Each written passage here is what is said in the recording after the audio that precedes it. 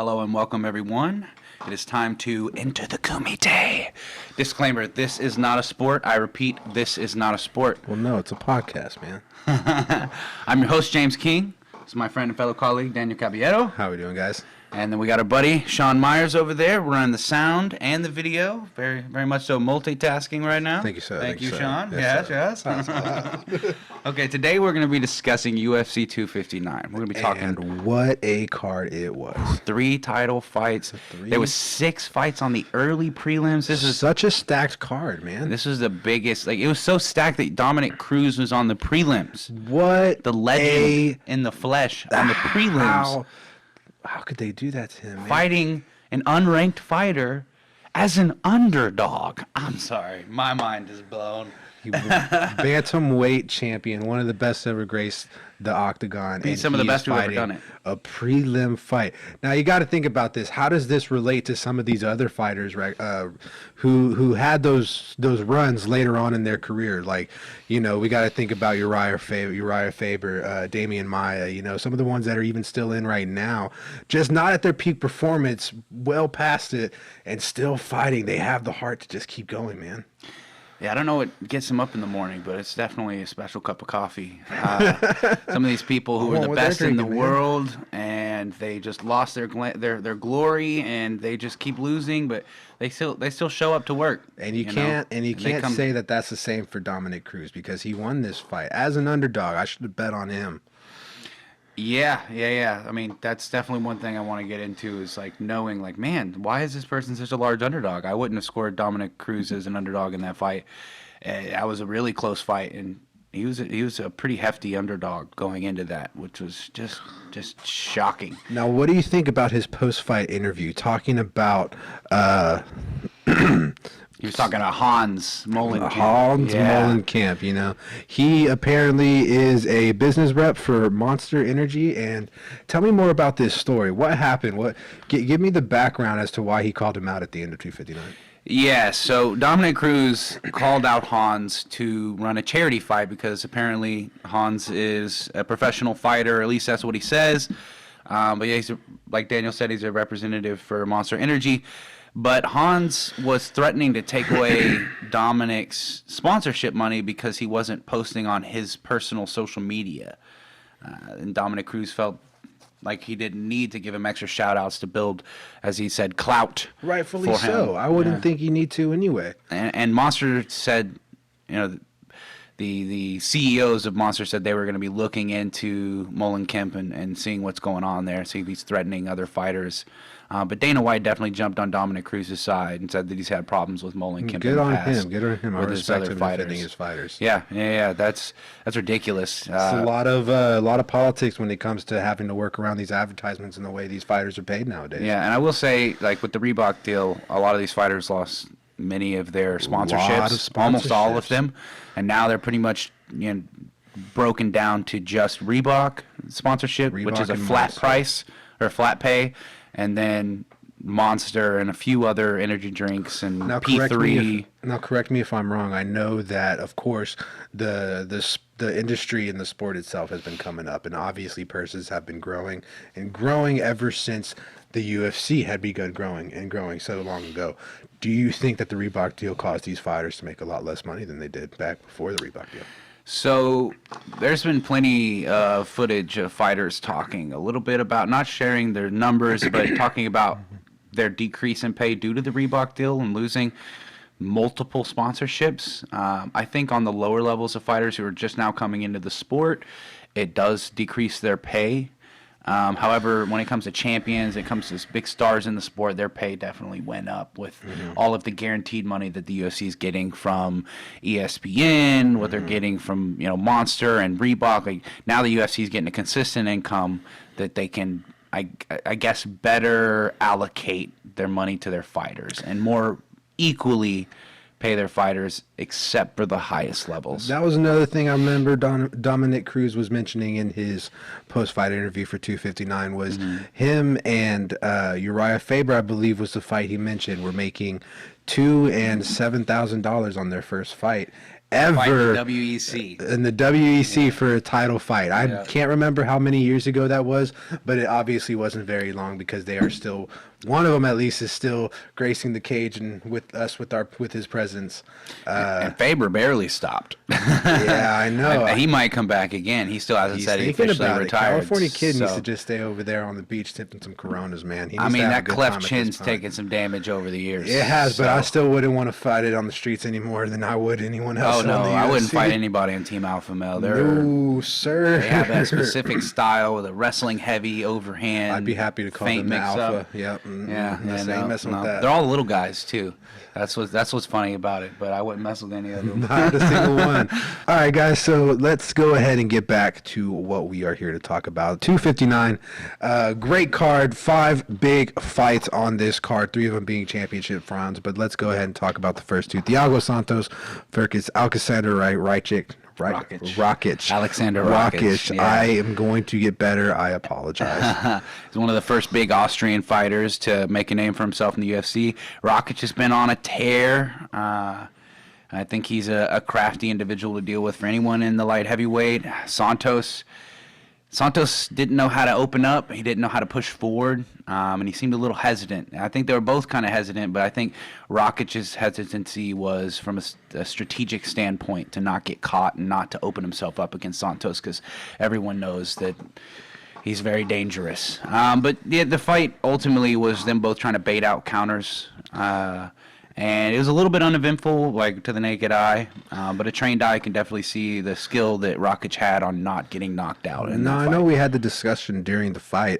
You said that the judges have officially stopped judging based off of octagon control. Yeah. Now, that's one thing that I've always looked out for in a fighter. Depends on the state, though. I think Rakic controlled that fight for most of it. He at least stayed, on the aggressive side and kept pushing him back. Thiago Santos was on the defensive for most of the fight. Yeah, he was very. Whether they judge it by it or not, I still think that's just definitely a contributing factor as far as how each fighter performs. Well, the reason why they started doing that is because there's counter heavy fighters who.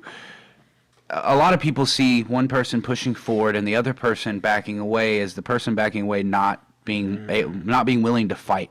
Okay. But that's just not the case because the person coming forward, if they're coming forward with high guard and they're not opening up and they're not throwing anything, that means they're trying to get the elusive fighter to open up so that they can get a counter.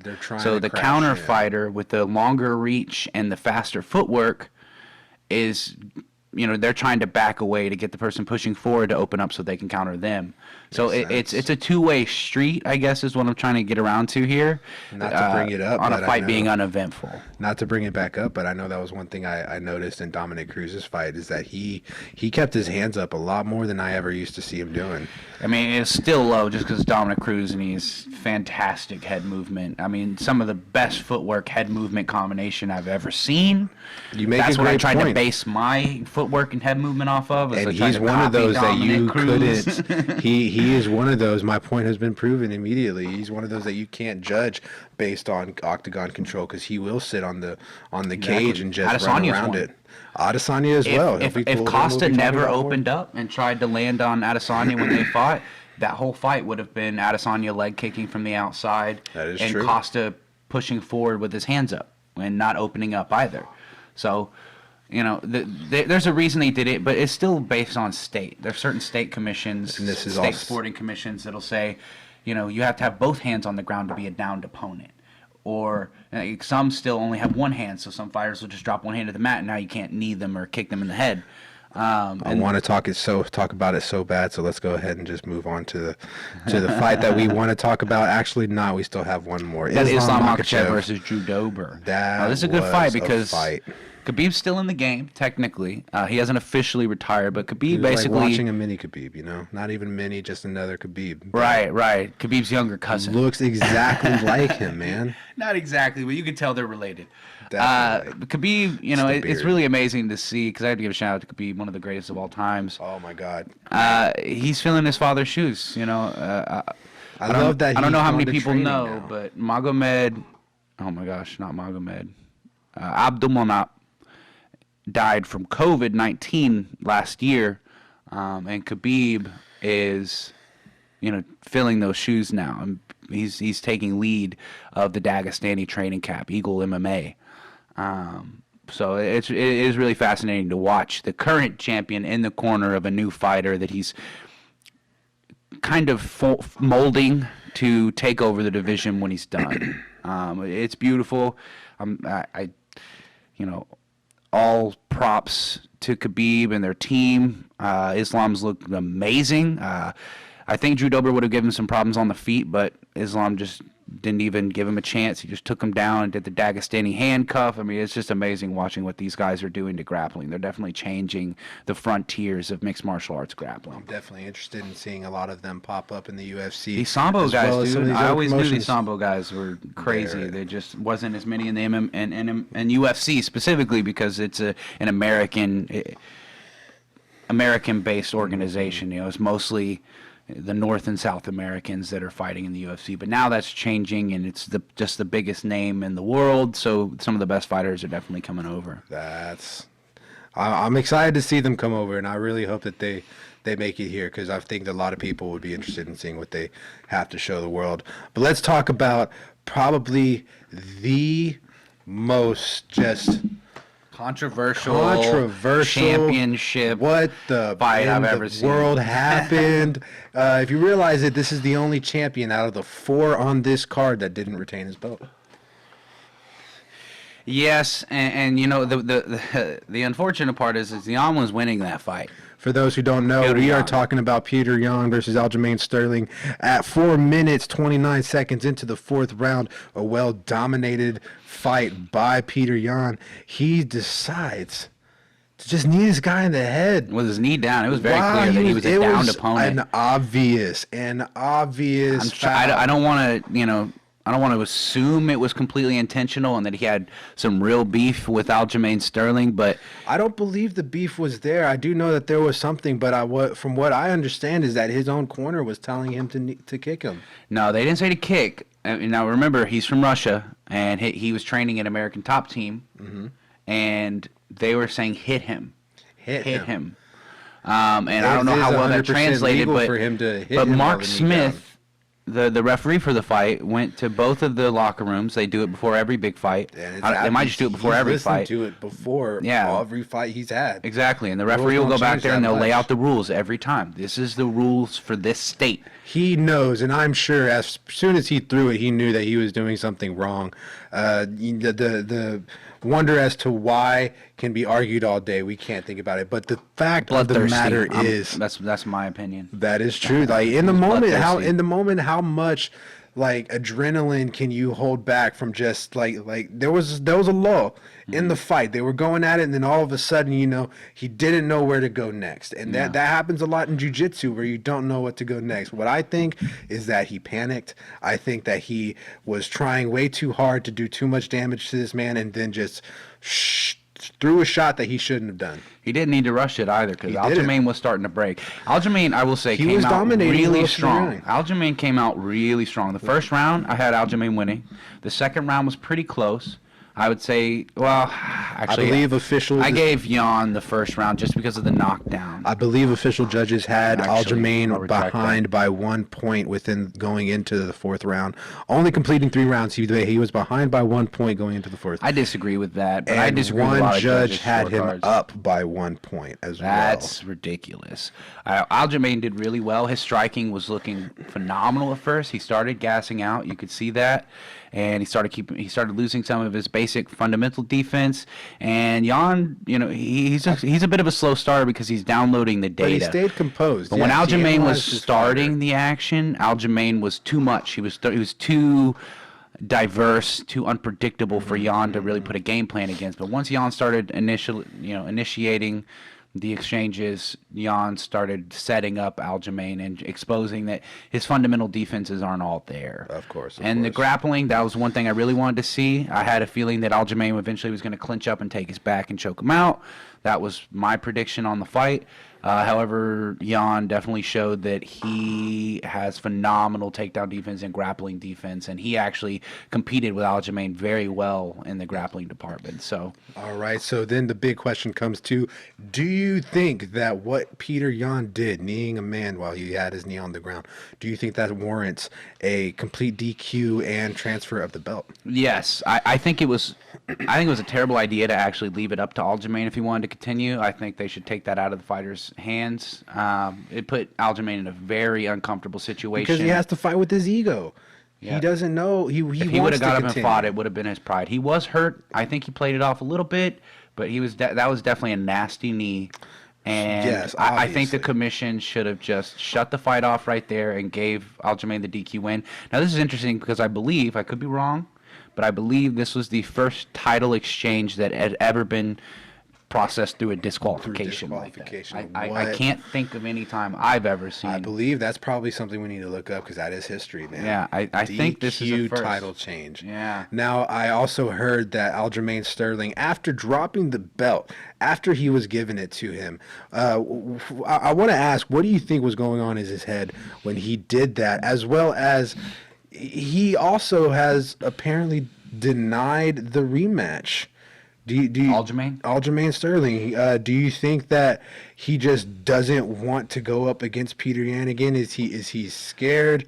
Is he worried about him, really coming for blood this time if he will do that on the first fight? What are your thoughts on that? These guys, there's not a single person in the UFC that is necessarily scared of the fight. I shouldn't say scared. I wouldn't think any of These guys people are scared. warriors. Everyone that steps in that octagon, whether they're unranked or whether they're champion, these people are warriors.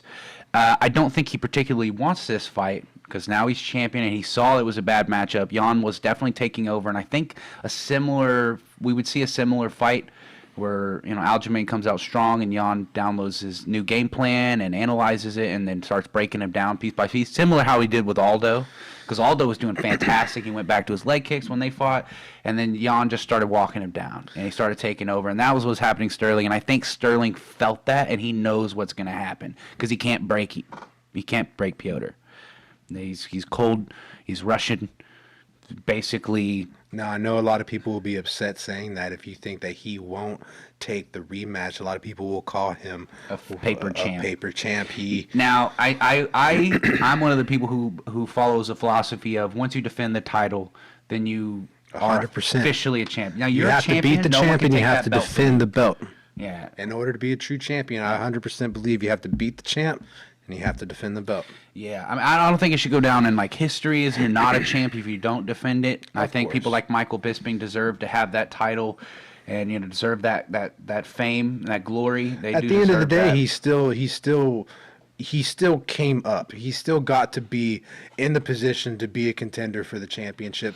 It was, of course, a horrible turn of events of how the belt transferred hands, but being able to be at that position in general is still such an accomplishment for him. And yeah, I gotta say one more time, Al-Jamain was in a very uncomfortable situation with having to decide to not continue the fight and then have to take this belt.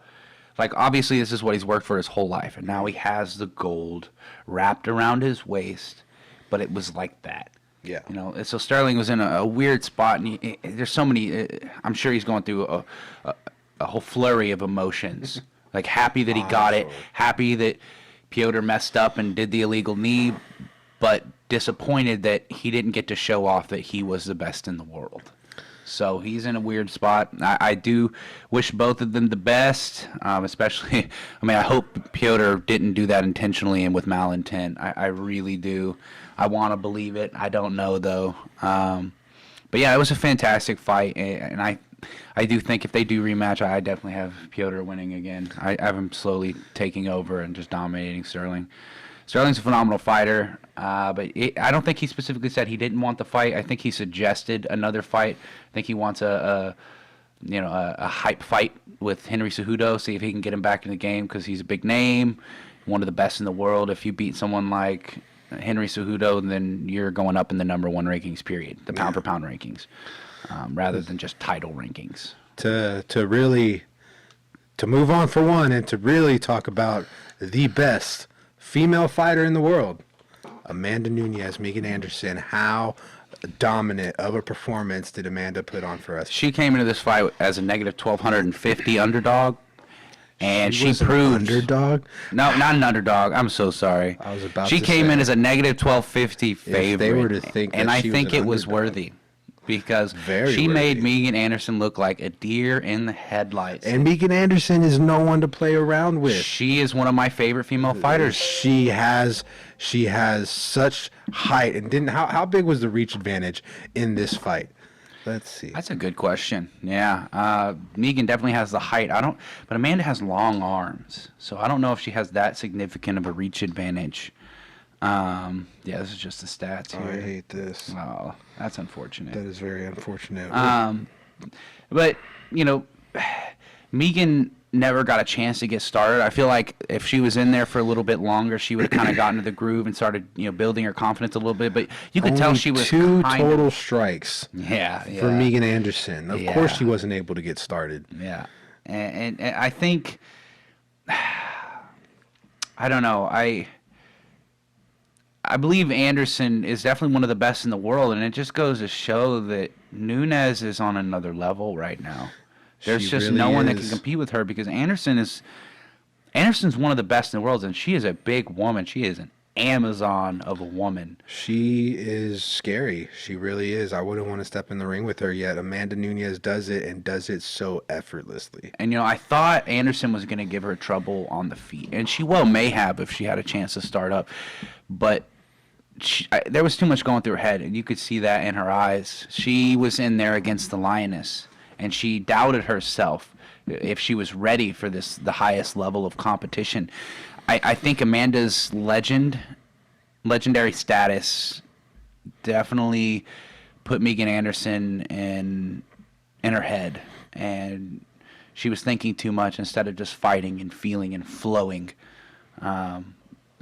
But What do you think would have been the difference if they had gone further into the fight? We've seen Amanda end a lot of fights recently by decision, going the full 5 rounds. What do you think would have happened if Anderson had that chance to maybe set up, to tire out in Nunez, to maybe build off of some momentum? see, early Nunez was a strong starter and a slow finisher. The fights that she has lost was due to her gassing out. But Nunez of late is so conservative with her energy, and she knows when to explode, and she knows when to, take her time and pace and play defense.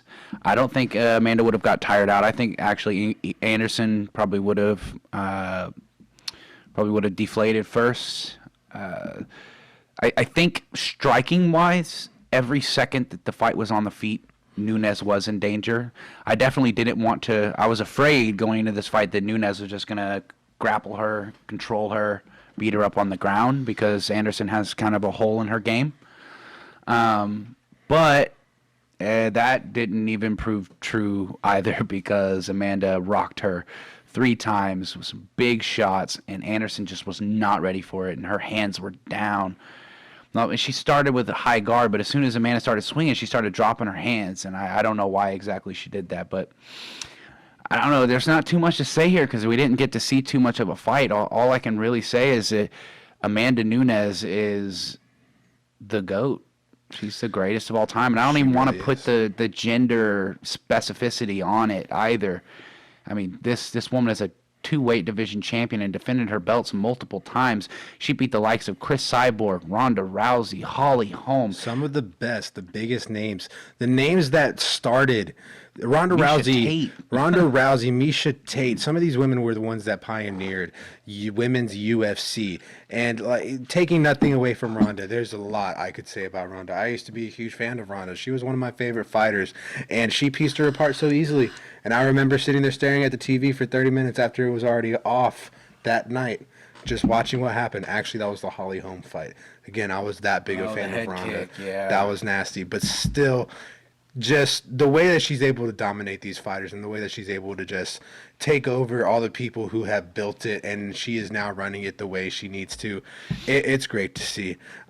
There's another question I want to ask, but for right now, I say we go ahead and take this time to hear a word from our sponsors.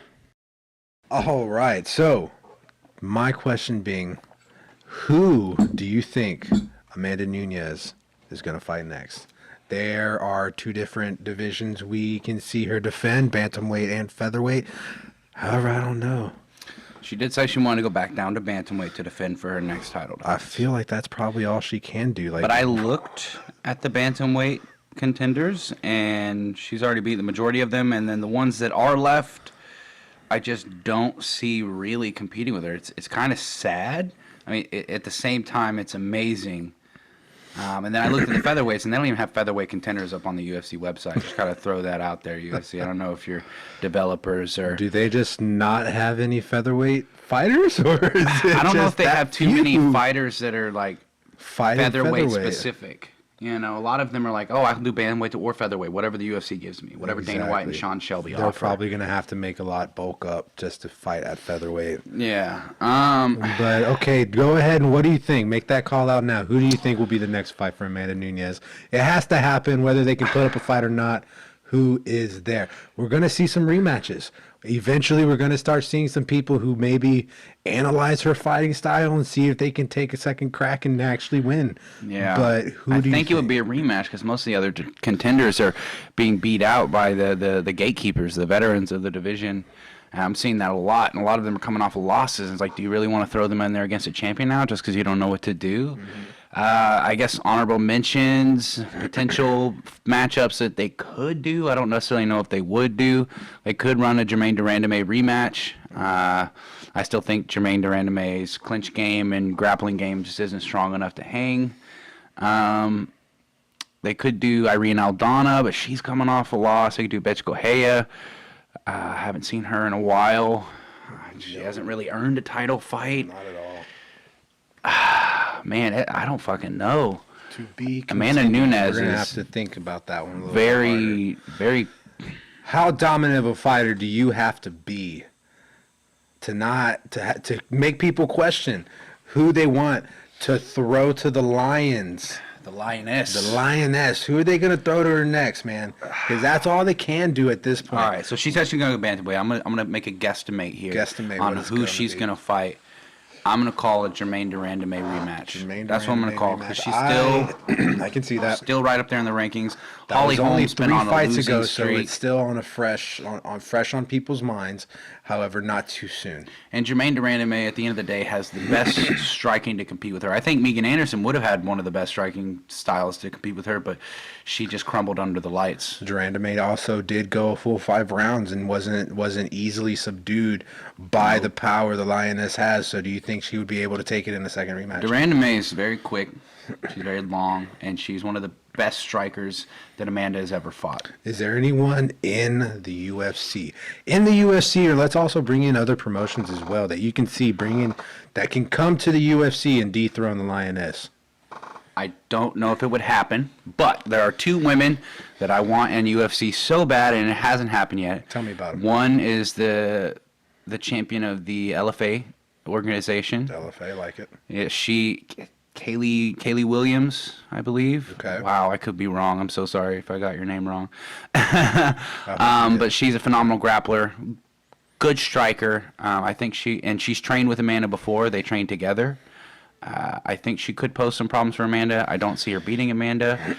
There's also one of my favorite female boxers, Clarissa Shields, has now been training MMA for about 2 years now, and she says she's just signed for LFA as well. And she may have a big hype fight with Kaylee Williams as well.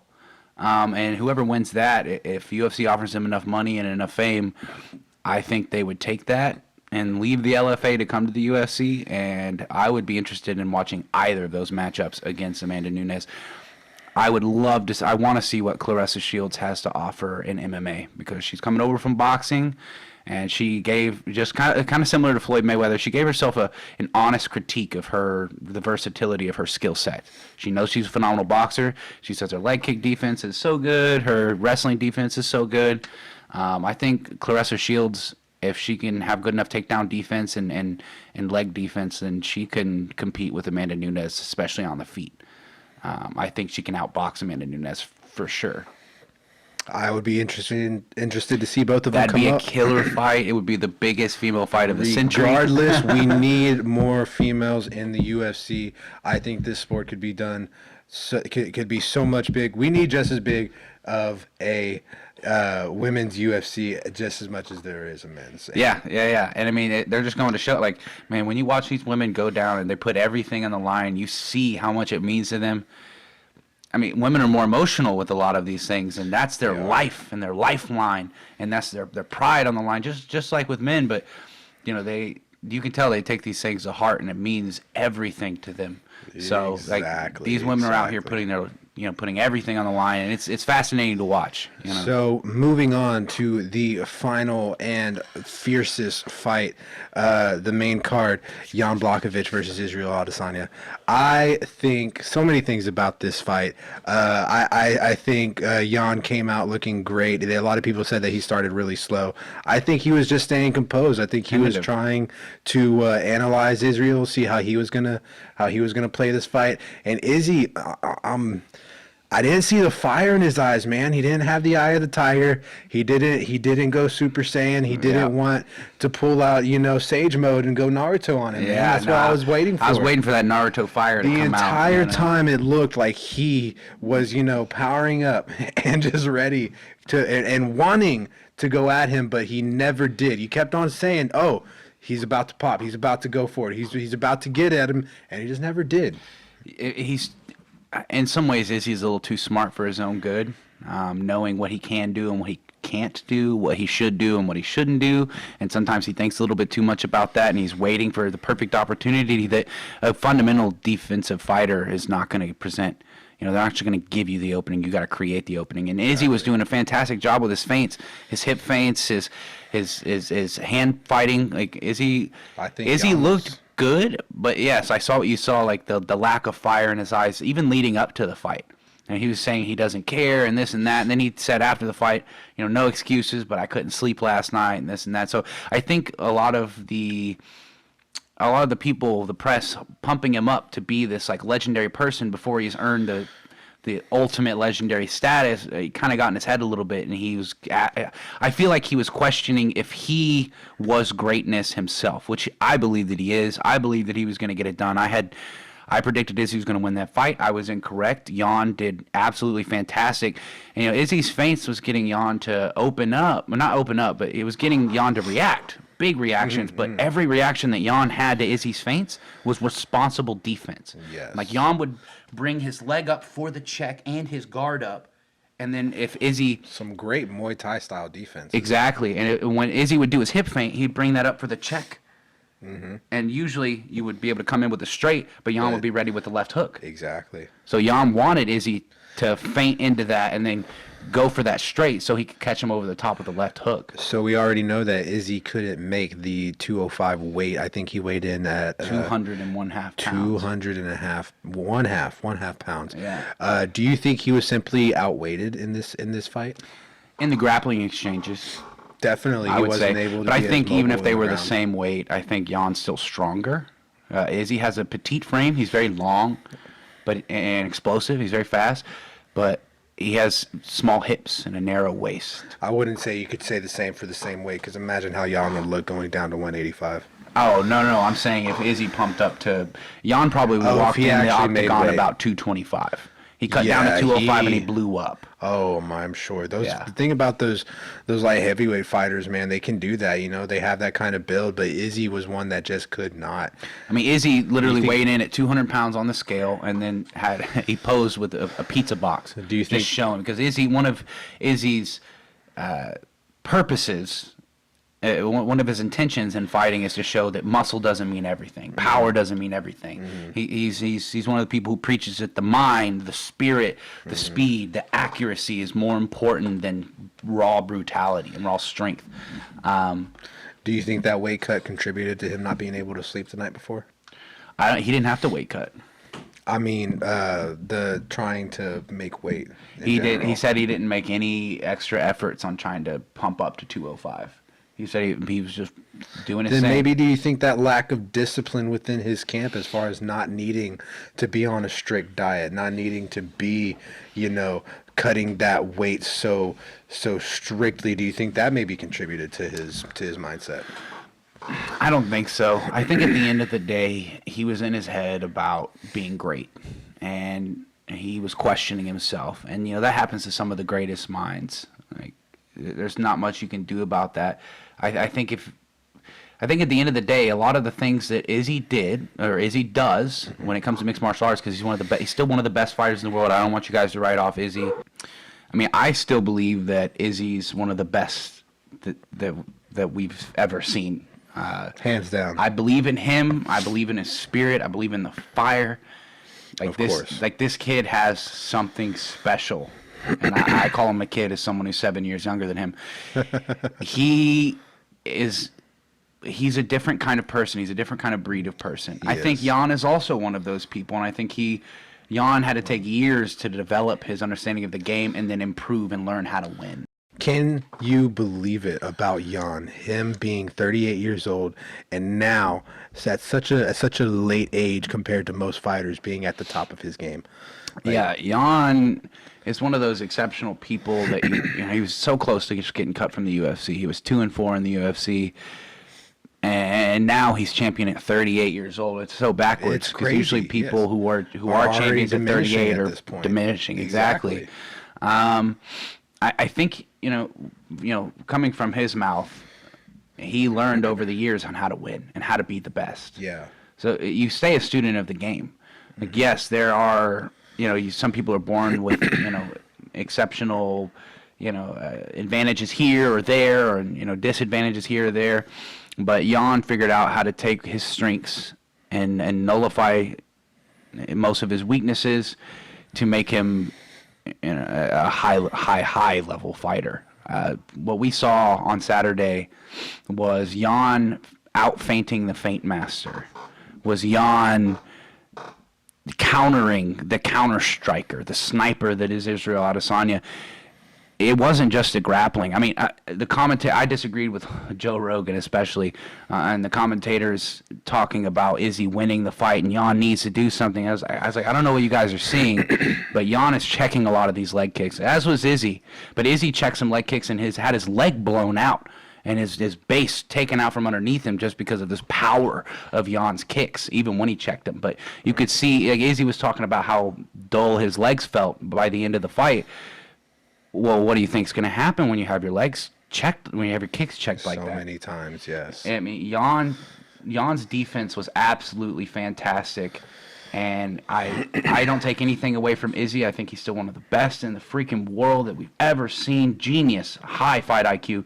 But we learned on Saturday night that Jan is also a genius. There's something to be said for experience. Yes, I mean experience. I mean, Israel has more fight experience than Jan does. Does he? He's 65-5 kickboxing record. Oh, I did not know that. And he was 20-0 in MMA. He has more professional fights than Jan does. There's something to be said about experience and age.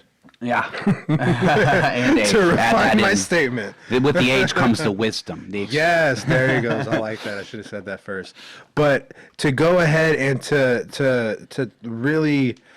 A lot of people were probably expecting that this was the fight to see if Izzy could match up to light heavyweight, expecting that if he could, Jon Jones fight. Jon Jones Do you think that there is any chance for a Jon Jones super fight coming after this loss? I don't. I mean, Jon Jones actually put out a tweet, like, basically... Did he now? Saying that Izzy's not worth his time now. Ooh. Something along those lines. But I won't talk about happen. a tweet directly because I don't want to misquote anybody or put words in their mouth. That is fine, but that will happen after a loss like that. You can't expect them to. Do you think it would have happened if he would have won? If Izzy would have won, I think Jones definitely would have took the fight. But right now, Jones is training for heavyweight. He's putting on weight. He's doing weightlifting. He's trying to put on that extra muscle. I don't think Jones is worried about it too much. I think if he would have won the fight, maybe they would have set it up. I don't think Jones is interested now that he just lost to Blachowicz. However, I don't necessarily think Izzy would lose that fight. He might lose that fight, but I want to see how Jan fights Jones. I think that would be a fantastic fight. I think Jan's jiu-jitsu experience. He's a black belt in Brazilian jiu-jitsu, by the way. I think he is good enough to hang with Jones in the grappling, and what we saw from Jan on Saturday night was phenomenal striking. Very technical. His fundamental defense won that fight. His fundamental defense and his counter game.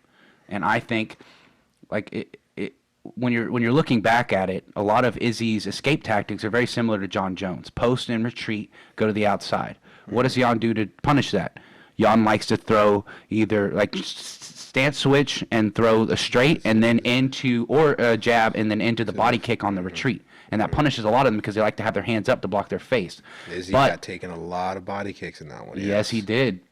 And Izzy's used to leaning on punches. Jones does this too as well. Not as much. Jones does stay in position a little bit better, a little bit more fundamentally. But when you lean back on punches like that, you're leaving your waist out. You're leaving your body out. And that's easy body money that Jan will be cashing in on Jones, and that he did cash in on Izzy. And also it leads in for great takedowns. And I think if Blachowicz is on top of Jones, I think Jones isn't going to have too much of a chance to get out of that either, especially if he starts, getting tired and wearing down. I would like to see the Blachowicz-Jones fight, honestly. I think Blachowicz has a lot of skills that would pose a threat to John Jones. I mean, you look at Dominic Reyes versus John Jones, and I don't like to do MMA math. I'm not an advocate of that. But Dominic Reyes gave John Jones all he can handle. I mean, it was a fantastic, beautifully fought 5-round fight. And you watch Jan Blachowicz just absolutely dominate Dominic Reyes, I'm sorry. But I think there's lots. I want to see the Blachowicz and Jones. I don't think most people. I think the topic of Jones versus Adesanya is about to be dropped, just because the air of invincibility that Adesanya had has now been lost. That is true. And I don't think his legacy has been tarnished at all. He's No, 20-1. I think once he goes back to middleweight, he beats everybody there. Robert Whittaker's the only one I could see posing a threat, but even still, I think we would see pretty much a replication of exactly what happened in their first fight. I think the newest thing in the UFC has been to try and become these dual division champions. Like, ever since Conor done it, there's been so many people who have either attempted to or have done the same thing. Amanda Nunez on this card being one of those. Well, what better way to put yourself in the history books? Well, it's very they true. Were a double champion at one point. So I believe this was great for Izzy to go dip his toes in and see just how he matched up. And again, you can't take away what he did in his performance. He still fought well against showed Blachowicz. a lot of heart. He won round 3. He stayed in there. Yeah, he was doing very well during this fight, and I think that maybe Blachowicz just wasn't the matchup for him. Maybe he could potentially be a contender in the light heavyweight round, but we're gonna have to see if he still continues going after that. These guys with these long reaches, they have tendencies that they have to drop against somebody else with a long reach. They do. He's fighting someone completely different than what he's used to at a different weight, and he cannot go about it the same way. Got to separate those two if you want to be effective. Because Jan was punishing him on his defensive tactics. So, other than that, I mean, I feel like we delved in pretty well into UFC 259. There's so much more to talk about. There is. We can talk about each one of these fights for just as long as we talked about. I mean, I want to do a breakdown of all of these things and exactly what was going on. This is just a general topic. That's eventually what we'll be doing. This is only the first of these podcasts to happen. We do hope to do the same coming up for all the future pay-per-views. We hope to do more over other promotions, over other styles. There's a lot we can do around this, man. I'm excited to see where it goes. Me too. I mean, I want to thank everybody for tuning in, whomever tuned in. I mean, you're seeing everything, the starting seed right now of what could be something big, and we hope to make it something big. If you stay and follow us, we'll be sure to do that for you. Yeah, and I gotta thank our sound guy and video guy, Sean. He's taking care of business over there. Getting to work. I like it. And I got to thank you, Daniel Caballero, for entering the Kumite. Yeah, so it was a great conversation. I can't wait to do more of these. And I got to give props to the fighters, everybody that stepped out there and stepped in that octagon and put it all on the line. What you do. You are warriors, and you do it for more than just our entertainment. You do it for glory. And that's exactly what we hope to give y'all through this podcast. We shed a little light on what you're doing, because a lot of people don't see that. And it's amazing work, whether they see it that or not. No. So thank you guys all for being here and entering the Kumite with us. With that, we will leave you, and we will see you for that next big card. Have a good one.